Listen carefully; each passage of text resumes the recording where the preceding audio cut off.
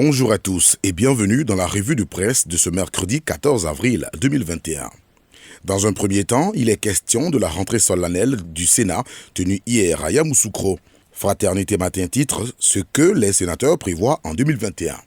Pour le patriote, Aoussou Kouadio appelle à l'union sacrée des Ivoiriens. Les attaques de Kafolo et Teini doivent tous nous interpeller. Des propos du président de la Chambre haute du Parlement, toujours sur la même actualité. Avant que l'intelligent d'Abidjan ne vienne titrer avec un extrait de discours, grâce à vos prières, il a plu au bon Dieu de me permettre de regagner la mère patrie et d'être parmi vous aujourd'hui. Et le matin, d'ajouter, Aoussou signe un retour en force pour le rassemblement. De retour à son poste après 8 mois, Aoussou casse la baraque.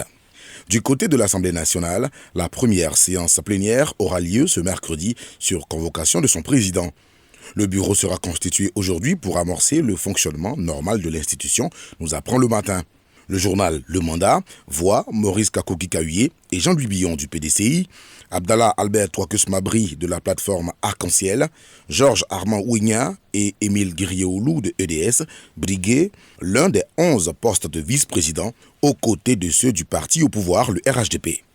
Fraternité Matin précise que le bureau sera composé d'un président, 11 vice-présidents, 3 questeurs et 12 secrétaires. Relativement au procès du bombardement de Bouaké, notre voix renseigne que, coincés, les ministres français fuient la vérité, faisant un lien avec les plaidoiries des ministres Dominique de Villepin et Michel Barnier qui ont affirmé ne pas avoir été informés par les autorités togolaises de l'arrestation des présumés pilotes du Sukhoi qui a bombardé le camp de Bouaké.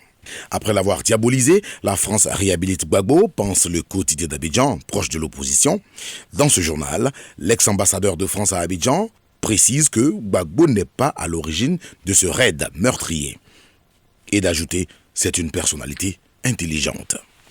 Enfin, la presse, dans sa grande majorité, se fait également l'écho du décès du président du COSIM hier mardi. Comme Notre Voix et l'Inter, le Nouveau Réveil donne l'info en précisant que le COSIM perd un deuxième président en 1 an. L'intelligent d'Abidjan notifie même que le cheikh Mamadou Traoré n'est pas mort de Covid, s'appuyant sur le communiqué du COSIM pour préciser que le cheikh souffrait d'insuffisance cardiaque depuis des années. L'Expression nous informe que l'inhumation se fera aujourd'hui. À vos journaux et bonne lecture. Radio de la paix. Se parler, s'écouter, se comprendre.